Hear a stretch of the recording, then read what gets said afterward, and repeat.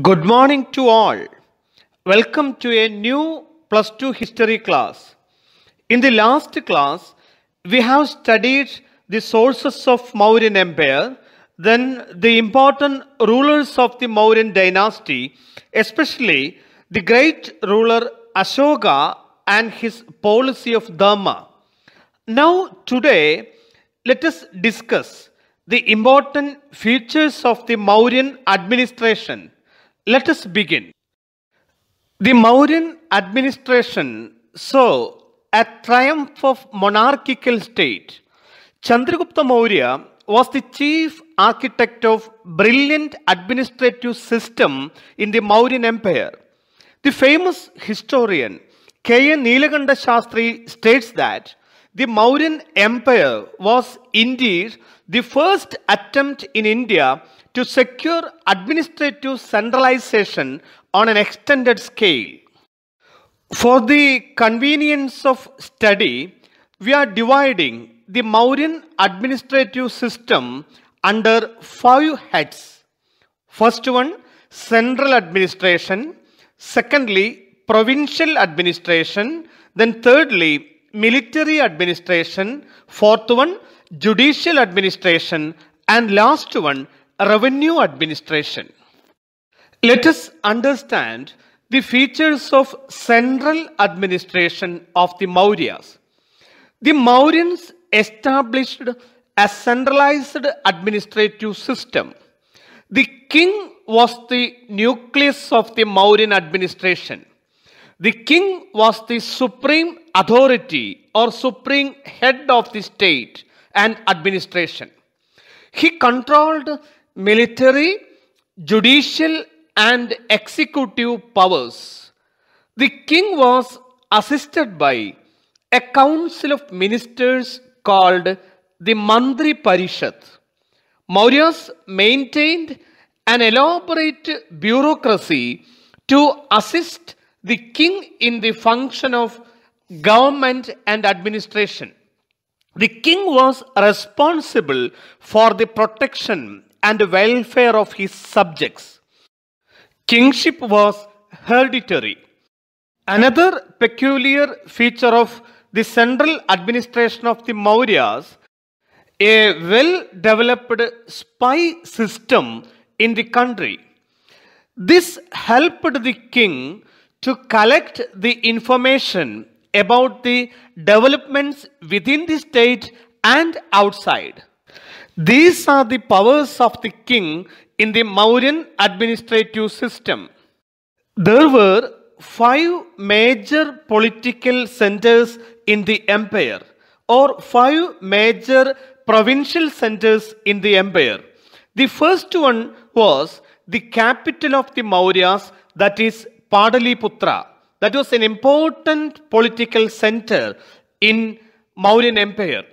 Instead of the capital Padaliputra, there were other 3 important provincial centers: Taxila, Ujjaini, Toshali, and Suvarnagiri. Let us remember the 5 important political centers during the Mauryas. First one, their capital Padaliputra, then Taxila, Ujjaini, Toshali, and Suvarnagiri. All these 5 important political centers mentioned in the Ashokan inscriptions. The capital, Padaliputra, was under the direct control of the emperor or king.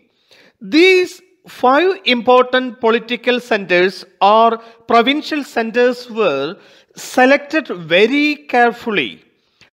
Both Taxila and Ujjaini were situated an important long distance trade routes. Suvarnagiri was important for tapping the gold mines of Karnataka. Now we understood the 5 important major political centers of the Mauryan Empire, or major or important provincial centers of Mauryan Empire. First one, their capital Padaliputra. Then secondly, Ujjaini. Third one, Tosali. And last one, Suvarnagiri. Now let us understand our second head, that is provincial and local administration of the Mauryas.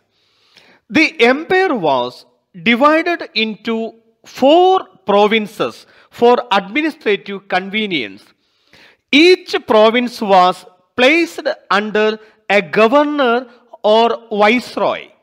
In most cases, a prince was appointed as the viceroy or governor of these provinces. The provinces were again divided into districts. The head of the district was known as Sthanika, or administrator of the district was known as Sthanika. Then these districts were again divided into villages. Village was the smallest unit of administration. The head or the ruler of the village was called Gramika. Remember once again, for the administrative convenience, the state of Mauryas were divided into 4 important provinces. The administration of these provinces were under a governor or viceroy. In most cases, a prince was appointed as a viceroy or governor. Again, these provinces were divided into districts, and the head of the district is known as Sthanika, and again the districts were divided into village or grama, and the village head was known as Gramika. Now let us understand the administrative system in the cities. Separate arrangements were made for the administration of the cities. We know the most important city of the Mauryan period was their capital, that is Pataliputra.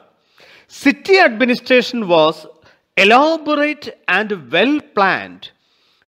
The administration of the capital city of Pataliputra was looked after by a council. This council was consisted of 30 members. This council was divided into 6 committees of 5 members each. They were provided with separate functions. Once again, the city of Pataliputra was administered by a council, and this council was consisted of 30 members, and the council was divided into 6 committees of 5 members each. Now, let us examine the very functions of these 6 committees. Each committee has its own function. The first committee was entrusted with the sanitation of the city of Pataliputra. The second committee looked after the foreigners. The third committee's work was registration of births and deaths, that is census. The fourth committee was in charge of a regulation of weights and measures. The fifth committee inspected the manufactured goods, and the last committee collected taxes on the goods sold. Once again, let us remember the important functions of these 6 committees. The first committee was entrusted with the sanitation. Then second committee looked after the foreigners. The third committee's work was registration of births and deaths. The fourth committee was in charge of regulation of weights and measures, and the fifth committee inspected the manufactured goods, and the last committee collected taxes on the goods sold in Pataliputra. From these, we can understand they had maintained a well provincial and local administration. Now, let us explain our third head, that is military administration of the Mauryas. The army was an important means for ensuring the stability of the empire and protecting the people of Mauryan Empire. The army was well organized on a very efficient basis. The Mauryan military system had 6 wings or 6 sections. Let us examine the important sections of the Mauryan army. First one, the army. Secondly, the cavalry. Third one, the elephants. Then the chariots and the navy. And last one, the transport. Once again, the 6 wings of the Mauryan army. The army, the cavalry, the elephants, the chariots, and the navy, and last one, the transport. According to Greek sources, the Mauryan rulers had a standing army of 6 lakh foot soldiers, 30,000 cavalry, and 9,000 elephants. Some of the historians consider these accounts to be exaggerated. Anyhow, they had maintained a well-organized, planned army. Now let us understand how the Mauryans ruled these military sections or administered these military sections. Megasthenes mentions that, like provincial administration, the military administration also, they had maintained a committee consisting of 30 members. And this committee was divided into 6 subcommittees of 5 members each. And these subcommittees had their own functions. Let us understand the functions of each subcommittees of the Mauryan military administration. The first subcommittee looked after the navy, and the second managed transport and provisions, and the third subcommittee was responsible for foot soldiers, the fourth one for the horses or cavalry, and the fifth one for chariots, and the sixth and last subcommittee for elephants. And once again, remember the functions of the 6 subcommittees. The first subcommittee looked after the navy, and the second one transport and provisions, and third one responsible for foot soldiers, fourth one horses, fifth one chariots, and the last one for elephants. Of these 6 subcommittees, the second subcommittee had a wide range of activities.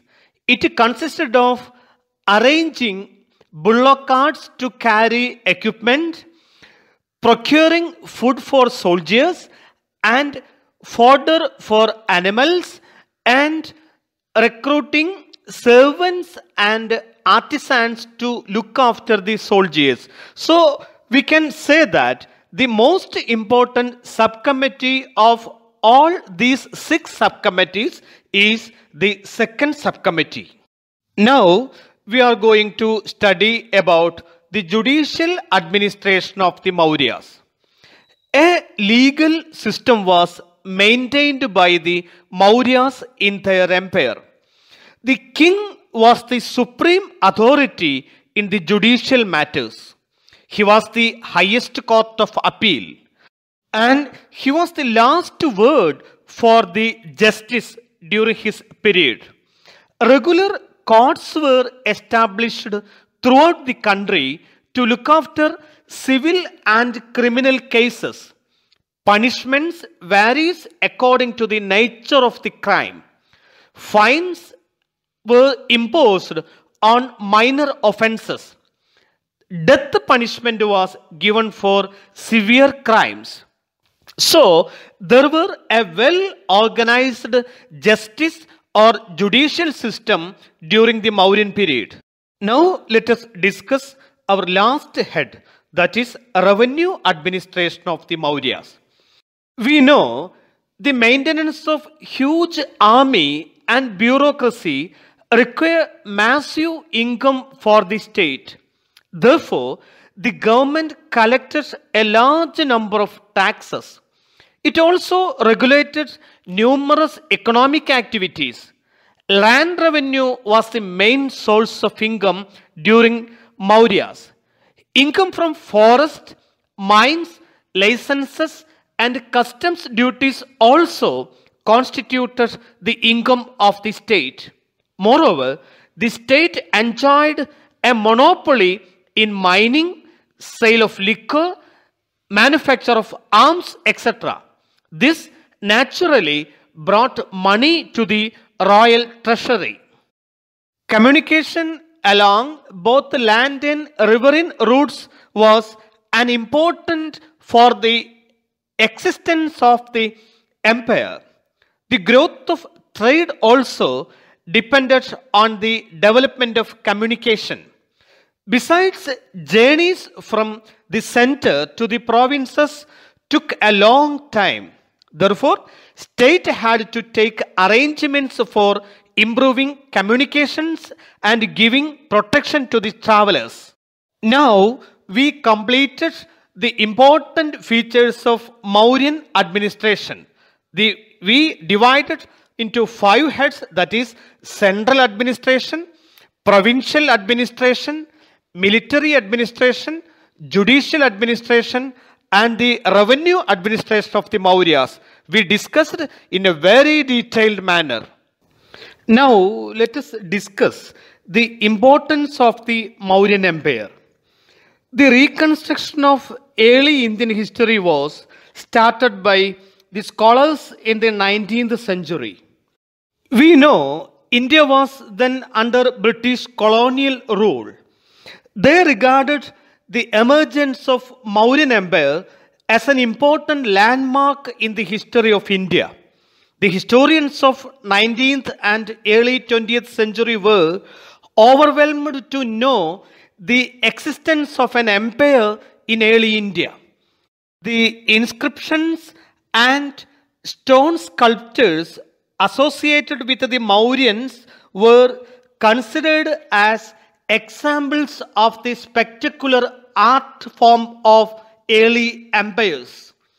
Many of these historians found that the message on Ashokan inscriptions was quite different from those of other rulers.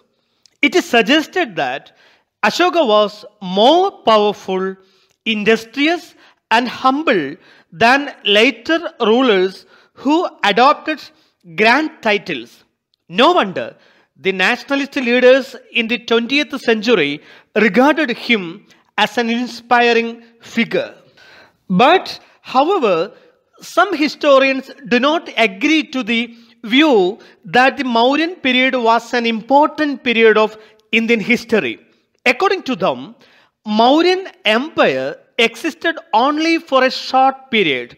It lasted only for about 150 years. It cannot be regarded as a long period in the vast span of the history of subcontinent. Besides, the empire did not cover the entire subcontinent. After Ashoka, the great Mauryan king, the empire began to decline. The successors of Ashoka were weak and inefficient. There was no uniform control even within the frontiers of the empire.